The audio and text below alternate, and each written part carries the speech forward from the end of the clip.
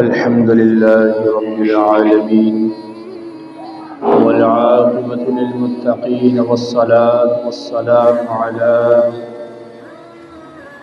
أشرف الأنبياء والمرسلين. أما بعد فأعوذ بالله من الشيطان الرجيم. بسم الله الرحمن الرحيم. ولو شاء الله لانتصر منهم ولكن ليبلو بعضكم ببعض. آمنت بالله صدق الله مولانا العظيم وبلغنا رسوله النبي الكريم الرؤوف الرحيم. قد قال الله تبارك وتعالى في القرآن المجيد والفرقان الحميد ببركته إن الله وملائكته يصلون على النبي يا أيها الذين آمنوا صلوا عليه وسلموا تسلیما. بآواز بلند محبت کے ساتھ درود و سلام پڑھ لیجیے. الصلاۃ والسلام علیک یا سیدی یا رسول اللہ وعلی آلک واصحابک یا سیدی یا محبوب رب العالمین. دوستان محترم، آقا دو عالم صلی اللہ تعالی علیہ وسلم کا فرمان خوشبودار ہے کہ اللہ تبارک و تعالی نے میری قبر انور پر ایک ایسا فرشتہ پیدا فرمایا ہے کہ میرا جو بھی امتی مجھ پر درود پڑھتا ہے، اللہ تبارک و تعالی نے اس فرشتے کو ایسی قوت عطا فرمائی ہے کہ وہ درود پڑھنے والے کے درود کو سن کر مجھ تک پہنچا دیتا ہے. سبحان اللہ. وہ صرف درود پڑھنے والا ہی اس میں شامل نہیں ہے، وہ آقا دو عالم صلی اللہ تعالی علیہ وسلم کی بارگاہ کے اندر یوں عرض کرتا ہے کہ اے شہنشاہ دو جہاں، اے سرور سروراں، سرور انبیاء صلی اللہ تعالی علیہ وسلم کی بارگاہ کے اندر وہ یوں عرض کرتا ہے کہ یا رسول اللہ صلی اللہ تعالی علیہ وسلم، آپ کا فلاں امتی، اس امتی کا نام لیا جاتا ہے، پھر اس کے والد کا نام لیتا ہے وہ فرشتہ، اور پھر حضور علیہ الصلوۃ والسلام کی بارگاہ میں یوں عرض کرتا ہے کہ یا رسول اللہ فلاں بن فلاں، آپ پر اس نے فلاں وقت کے اندر اتنا درود پڑھا ہے.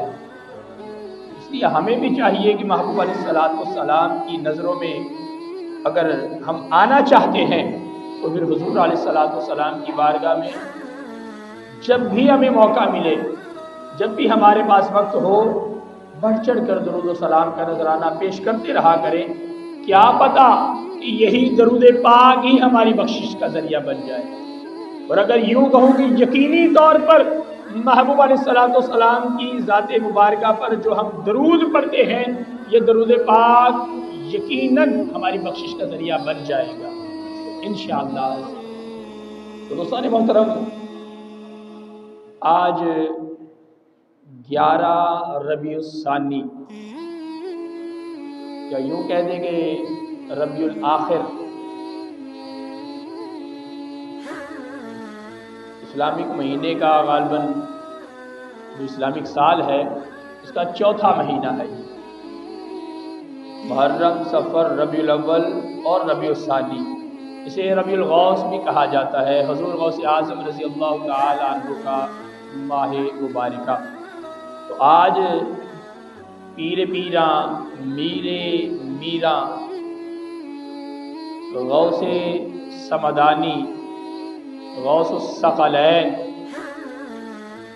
قندیل نورانی، میراں محی الدین الشیخ سید عبد القادر جیلانی الحسنی والحسینی ثم البغدادی رضی اللہ تعالی عنہ آپ کی ذات مبارکہ پر چند کلمات آپ کی اوصاف سے ذکر کروں گا، اور آپ نے جو تعلیمات آقا دو عالم صلی اللہ تعالی علیہ وسلم کی امت تک پہنچائی ہے، ان تعلیمات میں سے چند ایک آپ کے سامنے ذکر کروں گا، اس امید کے ساتھ کہ شاید کہ تیرے دل میں اتر جائے میری بات۔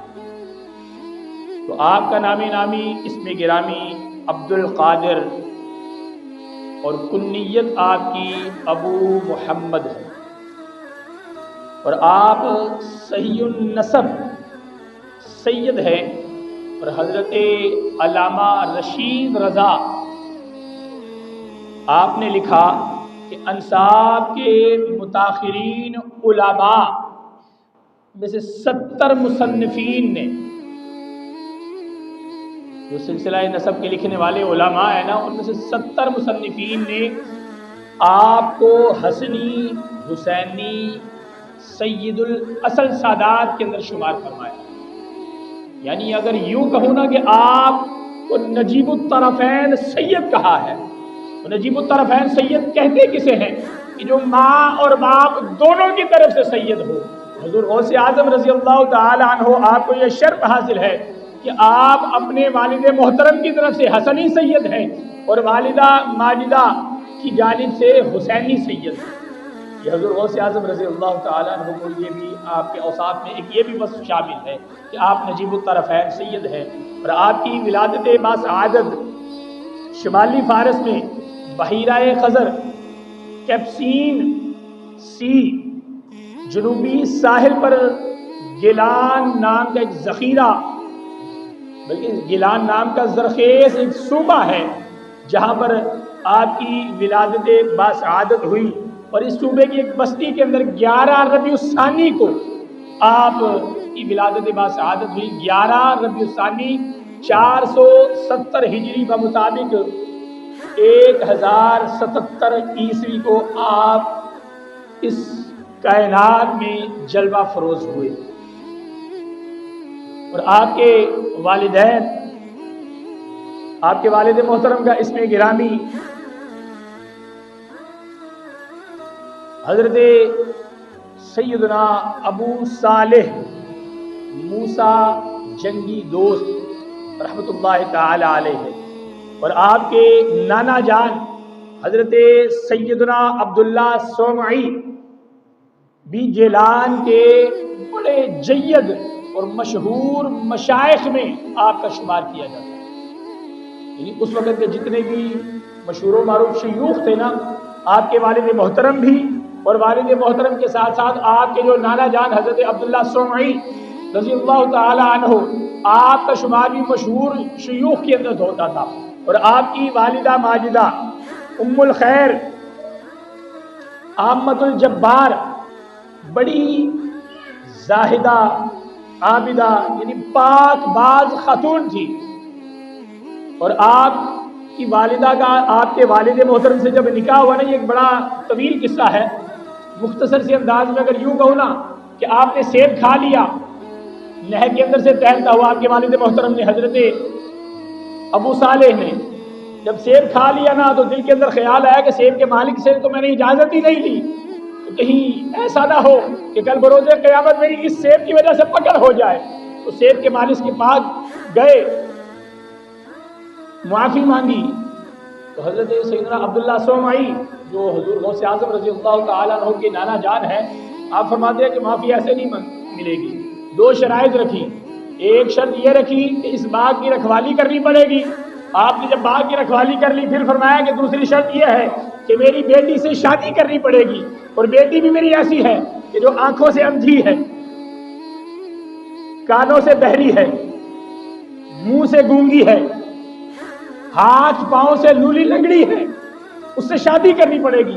ایک لمحے کے لیے تو آپ پر سکتہ طاری ہو گیا کہ میں ایسی عورت سے شادی کر کے کروں گا کیا؟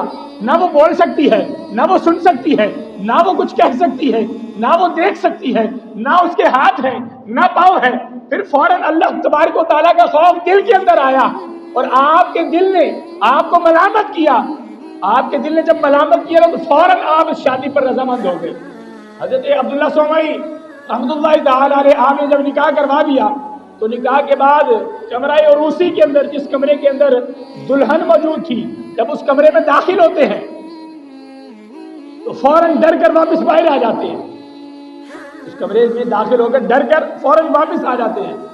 اور حضرت عبداللہ سومئی حضرت غوث اعظم رضی اللہ تعالیٰ عنہ کے جو نانا جان ہیں، ان کی بارگاہ میں یوں عرض کرتے ہیں کہ حضرت جس سے آپ نے میرا نکاح کیا ہے اندر تو وہ عورت موجود ہی نہیں ہے. اندر تو وہ عورت، وہ آپ کی بیٹی تو اندر ہے ہی نہیں. اندر تو بڑی حسین و جمیل خوبصورت دوشیزہ موجود ہے. حضرت عبداللہ سومئی رحمۃ اللہ تعالی علیہ آپ مسکرا دیے. آپ نے فرمایا کہ جس سے میں نے تمہارا نکاح کیا ہے نا، وہ جو اندر بیٹھی ہے وہی عورت ہے، وہی میری بیٹی ہے جس سے میں نے تمہارا نکاح کیا ہے. تو حضرت سیدنا ابو صالح آپ فرماتے ہیں کہ تو آپ نے تو کہا تھا وہ آنکھوں سے اندھی ہے، اس کی آنکھیں بھی سلامت ہیں. آپ نے کہا تھا زبان سے گونگی ہے، اس کی زبان بھی سلامت ہے. کانوں سے بہری ہے، اس کے کان بھی سنتے ہیں. ہاتھوں پاؤں سے لولی لنگڑی ہے، اس کے ہاتھ پاؤں بھی سلامت ہیں. تو آگے جواب سنیے کہ حضرت سیدنا عبداللہ سومئی رحمۃ اللہ تعالی علیہ آپ نے کتنا خوبصورت جواب ارشاد فرمایا. آپ نے فرمایا کہ میں نے جو جملے کہے تھے نا وہ بالکل من عن صحیح تھے. میں نے کہا تھا کہ آنکھوں سے اندھی ہے. آنکھوں سے اندھی اس لیے کہا تھا کہ آج تک ان آنکھوں سے کوئی غیر شرعی کام نہ دیکھا ہے اور نہ ہی کسی غیر محرم کی زیارت کی ہے، نہ ہی اس نے اپنی آنکھوں سے غیر محرم کو دیکھا ہے. زبان سے گونگی اس لیے کہا ہے کہ اس زبان سے کبھی بھی اس نے کوئی غیر شرعی بات نکالی ہی نہیں. اللہ تبارک و تعالیٰ کے قرآن اور آقا دو عالم صلی اللہ تعالی علیہ وسلم کے فرمان کے علاوہ کوئی اور کلمہ اپنی زبان سے نکالا ہی نہیں ہے. اس لیے زبان سے گونگی کہا تھا، کانوں سے بہری اس لیے کہا تھا کہ کوئی غیر شرعی بات اس کے کانوں نے سنی ہی نہیں ہے. اور ہاتھ اور پاؤں سے لولی لنگڑی اس لیے کہا تھا کہ ہاتھوں سے کبھی کوئی غیر شرعی کام کرنے کے لیے اس نے اپنے ہاتھوں کو آگے بڑھایا ہی نہیں، اور کبھی بغیر شرعی اجازت کے، بغیر شرعی عذر کے اپنے قدموں کے ذریعے اپنے گھر سے قدم باہر نکالے ہی نہیں. یعنی یہ حضرت سیدنا عبد القادر جیلانی رضی اللہ تعالی عنہ آپ کی والدہ ماجدہ کا مقام و مرتبہ ہے، آپ کا زہد و تقویٰ ہے. اور جب ماں کا یہ زہد و تقویٰ ہوگا تو پھر بیٹا بھی تو حضور غوث اعظم ہی بنے گا نا. یہ دیکھیے نا پھر آپ کا یہ مقام و مرتبہ. اور پھر جب حضور غوث اعظم رضی اللہ تعالی عنہ آپ کو مدرسے میں پڑھانے کے لیے لے کر گئے نا، یہ آپ کا علمی مقام سنیے. حضور غوث اعظم رضی اللہ تعالی عنہ کو رب کائنات نے علمی مقام کیا عطا فرمایا کہ جب آپ، جیسے ہم بچے جیسے ہی پڑھنے کے لائق ہوتے ہیں نا، 4-5 سال کی عمر ہوتی ہے، تو ہم اسکول کے اندر یا مدارس میں یا مساجد کے اندر اپنے بچوں کو دین کی تعلیم پڑھانے کے لیے، سکھانے کے لیے قاری قرآن کے پاس، حافظ قرآن کے پاس لا کر بٹھا دیتے ہیں کہ قاری صاحب میرا یہ بیٹا ہے یا میری یہ بیٹی ہے، اس کو آپ نے پڑھانا ہے. تو حضور غوث اعظم رضی اللہ تعالیٰ عنہ کی عمر جب 5 برس کی ہوئی نا تو آپ کو مدرسے کے اندر بٹھایا گیا. جو حافظ قرآن تھے، جو قاری تھے، جو آپ کے اساتذہ تھے، جو آپ کے استاذ محترم تھے، انہوں نے حضور غوث اعظم سے کہا کہ بیٹا پڑھو بسم اللہ الرحمن الرحیم. حضور غوث اعظم رضی اللہ تعالیٰ عنہ نے بسم اللہ پڑھی، پھر الف لام میم پورا پارہ پڑھ دیا، سیقول السفہاء مکمل پارہ پڑھ دیا، تلک الرسل فضلنا بعضهم علی بعض پورا پارہ پڑھ دیا، حتیٰ کہ 18 پارے مکمل پڑھ دیے.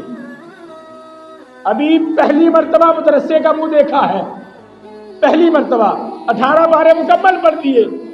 تو قاری صاحب نے پوچھا کہ بیٹا میں نے تو ابھی پڑھانا شروع کیا ہے اور تم میرے پڑھانے سے پہلے ہی 18 پارے مکمل پڑھ چکے ہو، تو جہاں پر 18 پارے پڑھے ہیں وہاں پر بقیہ قرآن کیوں نہیں پڑھا؟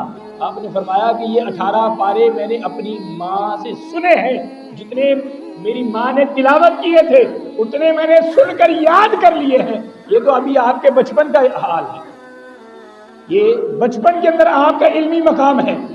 اور جب آپ بڑے ہوئے تو پھر آپ کا مقام و مرتبہ سنیے کہ آپ کی تعلیم کا آغاز قرآن مجید فرقان حمید کے حفظ کرنے سے شروع ہوا.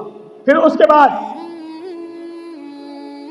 علم قرات، علم تفسیر، علم حدیث، علم فقہ، علم کلام، علم لغت، علم ادب، علم نحو، علم عروض، علم مناظرہ، علم تاریخ، اور علم انساب غرضے کے جملہ تمام جتنے بھی علوم اس وقت رائج تھے تمام علوم کے اندر آپ نے دسترس حاصل کر لی۔ یہ حضور غوث اعظم رضی اللہ تعالیٰ عنہ کا علمی مقام ہے۔ اور بات یہیں تک ختم نہیں ہوئی کہ جب آپ 13-14 سال علم دین حاصل کرنے کے بعد سند فراغت جب ملنے لگی نا، تو آپ کے اساتذہ نے جو جملے آپ سے کہے وہ سنیے کہ آپ کے اساتذہ آپ کے بارے میں کیا جملے فرما رہے ہیں۔ حضور غوث اعظم رضی اللہ تعالیٰ عنہ جب آپ کے اساتذہ نے آپ کو علم حدیث کی سند فراغت کے بعد سند دینا چاہیے نا، تو سند دے رہے اور ساتھ میں یہ جملے کہہ رہے ہیں۔ حضرت سیدنا شیخ محمد یحییٰ التادفی رحمۃ اللہ تعالی علیہ آپ فرماتے ہیں کہ آپ کے اساتذہ علم حدیث کی سند جب آپ کو دے رہے تھے نا، اور ساتھ ہی ساتھ یہ جملے بھی ارشاد فرما رہے تھے کہ ہم آپ کو سند تو دے رہے ہیں، جو دین آپ نے ہم سے سیکھا ہے، جو علم آپ نے ہم سے سیکھا ہے، اس علم کی ہم آپ کو سند تو دے رہے ہیں، لیکن اے عبد القادر حدیث کی سند تو ہم آپ کو دے رہے ہیں، لیکن حقیقت میں ہم نے حدیث کے معانی و مفاہیم کو سمجھنا آپ ہی سے سیکھا ہے۔ سیکھا پہلے بھی تھا، مگر جس انداز میں حضور غوث اعظم رضی اللہ تعالیٰ عنہ آپ نے علم دین کو حاصل کیا نا، اس انداز میں شاید اس سے پہلے کسی اور نے حاصل نہ کیا۔ آپ کے اساتذہ آپ کے بارے میں یہ فرما رہے ہیں، اور علمی مقام آپ کا کہ حضور غوث اعظم رضی اللہ تعالیٰ عنہ مدرسہ مخزومیہ میں بیک وقت 13 علوم مختلف قسم کے 13 علوم و فنون کی تدریس پر فائز تھے، اور آپ کی علمی شہرت کا عالم یہ تھا کہ دنیا اسلام کے اطراف و اکناف سے طلباء جو ہیں وہ آپ کی علمی استعداد سے، جو اللہ تبارک و تعالیٰ نے آپ کو قابلیت عطا فرمائی تھی نا، اس قابلیت کو سامنے رکھتے ہوئے دور دراز سے طلباء آپ سے فیض حاصل کرنے کے لیے کھچے چلے آ رہے تھے، دور دراز سے کھچے چلے آ رہے تھے کہ حضور غوث اعظم رضی اللہ تعالی عنہ کی بارگاہ کے اندر ہم نے علم حاصل کرنے کے لیے، علمی فیض حاصل کرنے کے لیے پہنچنا ہے۔ اور حضور غوث اعظم رضی اللہ تعالی عنہ کے خطباء جتنے بھی آپ کے کتابات تھے نا، ان کو لکھنے کے لیے 400 سے زائد علماء و فضلاء بیک وقت آپ کے خطبات لکھنے کے لیے آپ کی مجلس میں بیٹھا کرتے تھے۔ اتنی مدلل گفتگو۔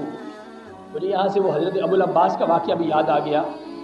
حضرت ابو العباس حافظ ابو العباس احمد رحمۃ اللہ تعالی علیہ، حضرت علامہ ابن جوزی رحمۃ اللہ تعالی علیہ کے ساتھ ایک مرتبہ حضور غوث اعظم رضی اللہ تعالیٰ عنہ کی مجلس میں حاضر ہوئے۔ تو جب مجلس میں حاضر ہوئے نا، تو قاری قرآن قرآن مجید فرقان حمید کی تلاوت کر رہے تھے۔ جب تلاوت مکمل ہوئی تو حضور شیخ سید عبد القادر جیلانی آپ نے ان آیات بینات میں سے صرف ایک آیہ کریمہ کو اس کا انتخاب کیا، اور اس آیہ کریمہ کی پہلی تفسیر بیان کر رہے۔ اب ابو العباس حضرت علامہ ابن جوزی سے پوچھتے ہیں کہ آپ یہ تفسیر جانتے ہیں؟ فرمایا ہاں۔ دوسری بیان ہوئی، تیسری ہوئی، چوتھی ہوئی، تک کہ 11 تفاسیر حضور غوث اعظم رضی اللہ تعالی عنہ نے ایک ہی آیہ مبارکہ کی مختلف 11 تفاسیر بیان فرمائی۔ اور علامہ ابن جوزی سے حضرت ابو العباس پوچھتے رہے، تو ہر تفسیر کے بعد علامہ ابن جوزی فرماتے ہیں کہ ہاں میں یہ تفسیر جانتا ہوں، میں یہ بھی جانتا ہوں، یہ بھی جانتا ہوں۔ جب 11 مکمل ہو گئی، حضور غوث اعظم نے 12ویں بیان فرمائی، 13ویں بیان فرمائی، 14ویں، حتیٰ کہ 40 تفاسیر حضور غوث اعظم نے ایک ہی آیہ کریمہ کی بیان فرمائی، اسی ایک مجلس کے اندر۔ حضرت علامہ ابن جوزی کہ جن کا مقام علمی لحاظ سے یہ ہے کہ آپ کو حافظ الحدیث کہا جاتا ہے۔ کیا کہا جاتا ہے؟ حافظ الحدیث۔ اور حافظ الحدیث کسے کہا جاتا ہے؟ کہ جسے 1 لاکھ حضور علیہ السلام کی احادیث سند کے ساتھ یاد ہوں، اسے حافظ الحدیث کہا جاتا ہے۔ یہ مقام و مرتبہ ہے حضرت علامہ ابن جوزی کا۔ وہ فرما رہے ہیں کہ میں نے صرف 11 تفاسیر پر دسترس حاصل کی ہے، اگلی جو 29 تفاسیر ہیں ان کے بارے میں بھی نہیں جانتا کہ حضور غوث اعظم رضی اللہ تعالی عنہ آپ نے کہاں سے بیان فرما دیا۔ اپنے وقت کے جید علماء میں شمار ہے حضرت علامہ ابن جوزی کا، اور یہ سب سے بڑا درجہ اس وقت حافظ الحدیث کا ہوا کرتا تھا. تو آپ فرما رہے ہیں کہ میں 11 کے بعد جو اگلی 29 تفاسیر ہے نا ان کے بارے میں علم نہیں رکھتا. یہ حضور غوث اعظم رضی اللہ تعالیٰ عنہ کا علمی مقام تھا.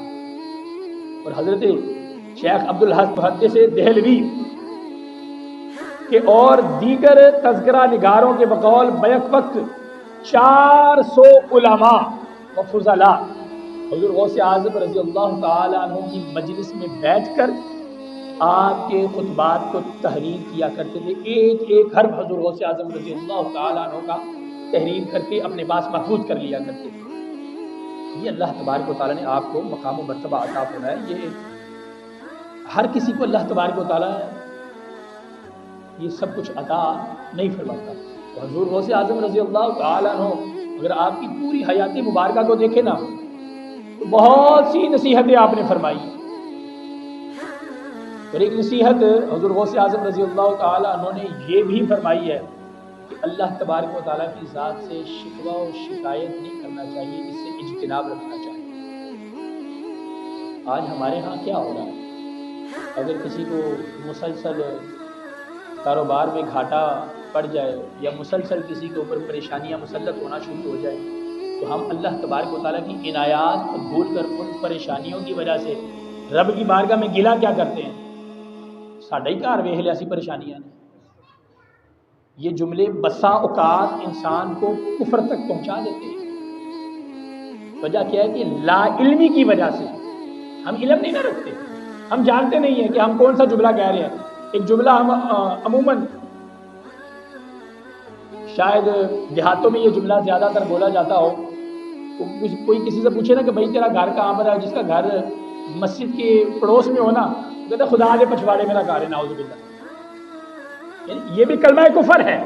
تو ہمیں ایسے جملوں سے اجتناب رکھنا چاہیے, اپنے آپ کو ایسے جملوں سے محفوظ رکھنا چاہیے. کہیں ایسا نہ ہو کہ ساری زندگی اللہ اور اس کے رسول صلی اللہ تعالیٰ علیہ وسلم کی اطاعت و فرما برداری کے اندر گزار دی, مگر زندگی کے آخری لمحے میں پریشانیاں ایسی مسلط ہوئی کہ ان پریشانیوں کی وجہ سے اللہ تبارک و تعالیٰ کی جو شکر گزاری بندہ کرتا تھا اس شکر گزاری سے منہ موڑ لے اور منہ موڑ کر اللہ تبارک و تعالیٰ کا نافرمان بندہ بن جائے. ایسا نہیں ہونا چاہیے. دیکھو نا, اللہ تبارک و تعالیٰ کی یہ نعمت نہیں ہمارے اوپر تو اور کیا ہے کہ جو فرشتہ ہمارے گناہ لکھ کر لے کر جاتا ہے اسی فرشتے کے ہاتھ اللہ تبارک و تعالیٰ اگلے دن ہمارا رزق بھی بھیج دیتا ہے. یہ اللہ تعالیٰ کا ہمارے اوپر کرم نہیں ہے تو اور کیا ہے, کہ اللہ تبارک و تعالیٰ کی ہمارے اوپر نعمت نہیں ہے تو اور کیا ہے. اگر ہم اپنے اس جسم کو دیکھیں نا, سر کے بالوں سے لے کر پاؤں کے ناخنوں تک اربوں خربوں نعمتیں ہمارے صرف اس جسم کے اندر اللہ تبارک و تعالیٰ کی عطا کرتا ہے. یہ تو صرف ہمارے جسم کے حوالے سے. اگر جسم کو چھوڑ کر ظاہری طور پر دنیاوی لحاظ سے دیکھیں تو اللہ تبارک و تعالیٰ نے کتنی نعمتیں ہمیں عطا فرمائی, مگر ہم ان نعمتوں پر ایک مخصوص مدت تک شکر ادا کرتے ہیں اور جیسے ہی ہمارے اوپر کوئی پریشانی مسلط ہوتی ہے, کوئی مشکل ہمارے اوپر آ جاتی ہے تو ہم ناانصافی کرنا شروع کر دیتے ہیں. ناانصافی کیا کرتے ہیں, شکر جو اللہ کا ادا کرنا ہوتا ہے نا اس کی نعمتوں پر, اس شکر سے ہم ہاتھ روک لیتے ہیں, زبان کو قابو میں کر لیتے ہیں. یہ زبان اس وقت انسان قابو میں کیوں نہیں کرتا کہ جب زبان سے نازیبا کلمات نکالتا ہے. اس زبان کو قابو میں اس وقت کیوں نہیں رکھا جاتا کہ جب انسان اپنی اسی زبان سے گالیاں بکتا ہے, جب اسی زبان سے ماں باپ کی نافرمانی کرتا ہے, جب اسی زبان سے اپنے بچوں کو نازیبا کلمات سکھاتا ہے, اس وقت یہ زبان قابو کے اندر کیوں نہیں آتی. یہ زبان بے قابو اس وقت ہوتی ہے کہ جب اللہ تبارک و تعالیٰ کی طرف سے بندے پر آزمائشیں مسلط کی جاتی ہے نا, تو بندہ جو ان آزمائشوں پر پورا نہیں نہ اترتا وہ پھر اس طرح کی کلمات اپنی زبان سے نکالنا شروع کر دیتے ہیں. حضور غوث اعظم رضی اللہ تعالیٰ عنہ آپ نے ہمیں اس حوالے سے بھی تعلیمات فراہم کی ہیں. سنیے کہ آپ کے جو آپ نے اپنی کتاب فتوح الغیب کے 18ویں مقالہ کا جو عنوان رکھا ہے نا, النہی عن الشکوہ, یعنی شکوہ کی ممانعت کے حوالے سے آپ نے جو ذکر فرمایا. آپ فرماتے ہیں کہ مقالے کے آغاز کے اندر تاکیداً آپ نے جو نصیحت فرمائی ہے وہ نصیحت سنیے حضور غوث اعظم رضی اللہ تعالیٰ عنہ آپ نے نصیحت کیا فرمائی ہے. آپ فرماتے ہیں کہ یعنی تم پر اللہ تبارک و تعالی جو بھی تکلیف یا اللہ کی جانب سے تمہارے اوپر جو بھی مصیبت آئے, جو بھی تکلیف آئے, تو کسی دوست یا دشمن سے اس کی شکایت نہ کرنا. مصیبت کس کی جانب سے آتی ہے؟ کیا میں مصیبت دیتا ہوں؟ آپ کسی کو مصیبت دیتے ہیں؟ نہ، یہ اللہ تبارک و تعالیٰ ہمیں آزمائش میں مبتلا کرتا ہے. تو جب ہمارے اوپر کوئی مصیبت یا پریشانی آئے تو کیا فرما رہے ہیں کہ اس پریشانی اور مصیبت کا تذکرہ اپنے دوست سے بھی نہیں کرنا، اور رب تعالیٰ کی طرف سے آنے والی آزمائش یا کسی بھی فعل پر اللہ سے بدگمانی نہ کر بیٹھنا. اللہ تبارک و تعالیٰ سے بدگمانی نہ کر بیٹھنا، بلکہ ہمیشہ بھلائی اور شکر کا اظہار کرتے رہنا، کیونکہ بھلائی اور شکر کا اظہار کرتے رہنے کے اندر ہی ہماری عافیت ہے. یہ بھلائی اور شکر کا اظہار کرتے رہنا ہی ہماری کامیابی کا ذریعہ ہے. اگر آج ہم نے بھلائی کو چھوڑ دیا، اللہ تبارک و تعالیٰ کے شکر کا اظہار کرنا چھوڑ دیا، تو پھر ہم کامیاب لوگوں کے اندر ہمارا شمار نہیں ہوگا. ہم کامیابی سیڑھیوں پر کامیابی کے زینے نہیں چڑھ پائیں گے، بلکہ ہم ذلت کی گہرائی کے اندر جھونکے جائیں گے. کیوں؟ کیونکہ جب اللہ تبارک و تعالیٰ کا شکر کرنا ہم نے چھوڑ دیا ہے، اللہ تبارک و تعالیٰ کی عطا کردہ نعمتوں سے ہم نے منہ موڑ لیا ہے. نعمتیں تو اللہ تبارک و تعالیٰ اس وقت بھی ہمیں عطا فرما رہا ہے کہ جب اللہ تبارک و تعالیٰ کی طرف سے ہمارے اوپر کوئی آزمائش آتی ہے. جب کوئی آزمائش آتی ہے تو کھانا اللہ تعالیٰ کے ہم سے چھین لیتا ہے. کھانا ملتا ہے نا، رات کو ہم کھانا کھا کر ہی سوتے ہیں نا. تو پھر ان آزمائشوں پر پریشان نہیں ہونا، بلکہ ان آزمائشوں پر بھی اللہ تبارک و تعالیٰ کا شکر ہی ادا کرنا ہے. اور حضور غوث اعظم رضی اللہ تعالیٰ عنہ آگے کیا فرما رہے ہیں کہ اگر تو اپنی کم عقلی کی وجہ سے یہ سمجھا ہے کہ تیرے پاس کوئی نعمت نہیں ہے اور شکر کرنا جھوٹ ہے جبکہ شکوہ سچ ہے، تو جسے تو جھوٹ سمجھ رہا ہے یہ تیرے شکوے کے سچ سے بہتر ہے. اور پھر فرمایا کہ ہر حال میں شکر کرنے کی وجہ سے سمجھاتے ہوئے آپ نے فرمایا کہ وَإِن تَعُدُّوا نِعْمَتَ اللَّهِ، قرآن مجید فرقان حمید کی آیت کریمہ سے آپ نے حوالہ دیا کہ وَإِن تَعُدُّوا نِعْمَتَ اللَّهِ لَا تُحْصُوهَا فَكَمْ مِن نِعْمَةٍ عِندَكَ وَأَنْتَ لَا تَعْرِفُهَا. ایسا کون ہے کہ جسے اللہ تبارک و تعالیٰ کی نعمت میسر نہیں ہے؟ کوئی دنیا میں ایسا کہ جسے رب کی طرف سے کوئی نعمت نہ ملی ہو؟ کوئی اس چیز کا انکار کر ہی نہیں سکتا. آدم علیہ نبینا و علیہ السلام سے لے کر کل بروز قیامت تک، بلکہ جنت کے اندر بھی ہم اللہ تبارک و تعالیٰ کی نعمتوں سے فوائد حاصل کرتے رہیں گے. لگتا کہ آپ کو شاید یقین نہیں ہے، ملے گی جنت میں اللہ کی نعمتیں کہ نہیں ملیں گی؟ ہاں، اللہ تبارک و تعالیٰ ہمیں جنت میں بھی نعمتیں عطا فرمائے گا، بلکہ دنیا میں جتنی نعمتیں عطا کی ہیں نا، جنت میں اس سے ہزار درجے بڑھ کر زیادہ نعمتیں اللہ تبارک و تعالیٰ کی طرف سے ہمیں عطا کی جائیں گی. اور حضور غوث اعظم رضی اللہ تعالیٰ عنہ آپ نے فرمایا کہ ایسا کون ہے کہ جسے اللہ تبارک و تعالیٰ کی نعمتیں میسر نہیں؟ اس کی نعمتیں تو اتنی ہیں کہ وہ قرآن مجید فرقان حمید کے اندر یوں ارشاد فرما رہا ہے کہ اور تم اللہ کی نعمتوں کو شمار نہیں کر سکتے. اس کی نعمتیں ہی اتنی ہیں کہ انسان ان نعمتوں کو گن ہی نہیں سکتا. سورہ رحمان کے اندر اللہ تبارک و تعالیٰ نے بارہا مرتبہ فرمایا نا فَبِأَيِّ آلَاءِ رَبِّكُمَا تُكَذِّبَانِ، اور تم اپنے رب کی کون کون سی نعمت کو جھٹلاؤ گے. میں نے جیسے کہ پہلے ذکر کیا نا کہ ہمارا یہ جسم جو ہے ہزار بلکہ کروڑ اللہ تبارک و تعالیٰ کی ہمارے جسم کے اندر ہی نعمتیں موجود ہیں. بقیہ ظاہری نعمتیں تو بڑی دور کی بات ہے نا. صرف ہم اگر اپنے جسم کی طرف غور و فکر کر لیں تو اللہ تبارک و تعالیٰ کی ہزار بلکہ کروڑ نعمتیں ہمیں صرف اپنے اس جسم کے اندر مل جائیں گی.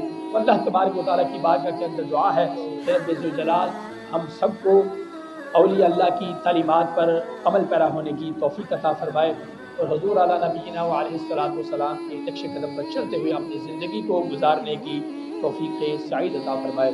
وآخر دعوایا الحمدللہ رب العالمین.